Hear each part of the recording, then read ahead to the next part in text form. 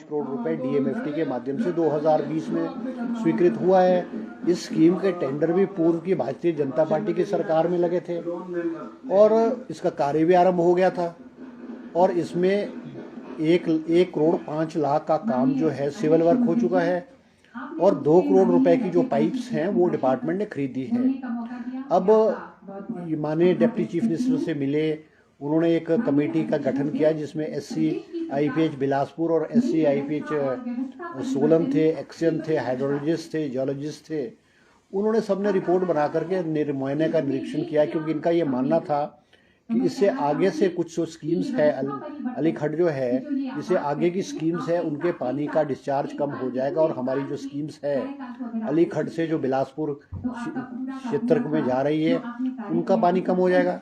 मगर मैंने जिस तरह से विधानसभा में कहा है कि ये स्कीम में सिर्फ 10.5 लीटर पर सेकंड के हिसाब से पानी को उठाया जाएगा और इससे अगली वाली जो स्कीम्स है वो प्रभावित नहीं होगी क्योंकि ये पर्कुलेशन वेल्व जो है वो बनाए जाएंगे और जो सेमी सरफेस वाला पानी है उसको इकट्ठा करके उसको स्कीम से इस्तेमाल किया जाएगा। अब जब रिपोर्ट आई है, पॉजिटिव रिपोर्ट आई और उन्होंने कहा कि इससे आगे की स्कीमें प्रभावित नहीं होंगी तो दोबारा कार्य शुरू हो गया। अब कुछ लोग जो इस स्कीम का बिलासपुर क्षेत्र के लोग थे जो कि स्कीम का विरोध कर रहे थे, उन्होंने आकर के जो है वो स्कीम में आकर के तोड़फोड़ किया है, सरकारी संपत्ति को नुकसान पहुंचाया है और कुछ लोगों को चोटें भी लगी है। तो उसमें जो है वो IPH डिपार्टमेंट ने एक FIR दर्ज की है। अब उसमें जो है रणधीर शर्मा जी भी शामिल थे। मैंने तुमसे रिक्वेस्ट की है कि हमारी सरकार की और IPH विभाग की कभी मंशा नहीं है कि कोई स्कीम प्रभावित हो। हमने कहा है कि हम कोशिश करेंगे कि आगे की स्कीमें प्रभावित ना हो और इसका जो पानी उठ रहा है वो बहुत कम मात्रा में पानी उठ रहा है, जबकि अली खड्ड में उस खड्ड में जो है 450 लीटर्स पर सेकंड पानी का जो है वो है। ठीक है, बरसात गर्मियों में जो है जितने भी सोर्सेज हैं पानी के, हिमाचल प्रदेश के जितने सोर्सेज हैं वो चाहे लिफ्ट वाले हैं चाहे वो नेचुरल सोर्सेज वाले, उनमें थोड़ा बहुत पानी कम हो जाता है और मैंने आश्वासन दिया है कि हम कोशिश करेंगे कि ऐसी दिक्कत आपकी स्कीमों को ना आए। विपक्ष कह रहा है कि आंदोलन तेज किया जाएगा अगर ये FIR दर्ज नहीं हुई, अगर स्कीम से फिर भी पानी उठाया। देखो ये तो देखो ऐसा है ना कि जब ये स्कीम बनी थी भारतीय जनता पार्टी के समय में बनी थी, भारतीय जनता पार्टी के समय में इसके टेंडर हुआ था और जो सोर्स है वो उस वक्त का सोर्स है। ये हमारी सरकार ने थोड़ी किया है, ये सोर्स हमारी सरकार ने नहीं किया है।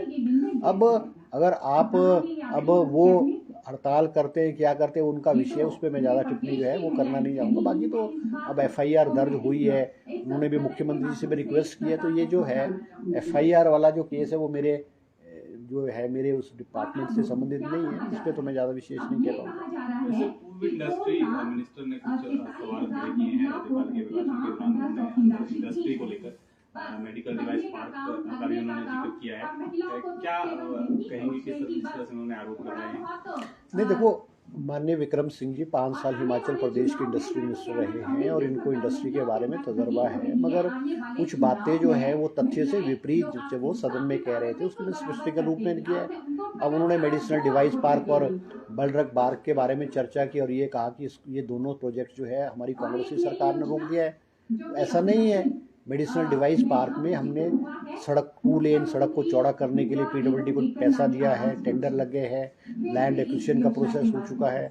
IPH डिपार्टमेंट को हमने 32 करोड़ रुपीस जो है वो 12 जो है ये जो है बोरवेल जो है 15 MLD वाटर के लिए हमने पैसे दे दिए, टेंडर लग चुका है। हमने वहाँ पे 15 मेगावाट बिजली के लिए जो है हमने इलेक्ट्रिसिटी बोर्ड को पैसे दे दिए और हमने जो एनवायरमेंटल क्लियरेंसेस है उसके लिए भी औपचारिकता पूरी कर दी है। उसकी पब्लिक हियरिंग होनी है। तो उनका जो कहना है कि बलरक पार्क को खड़ा कर दिया गया, रोक दिया है, वो सत्य नहीं था।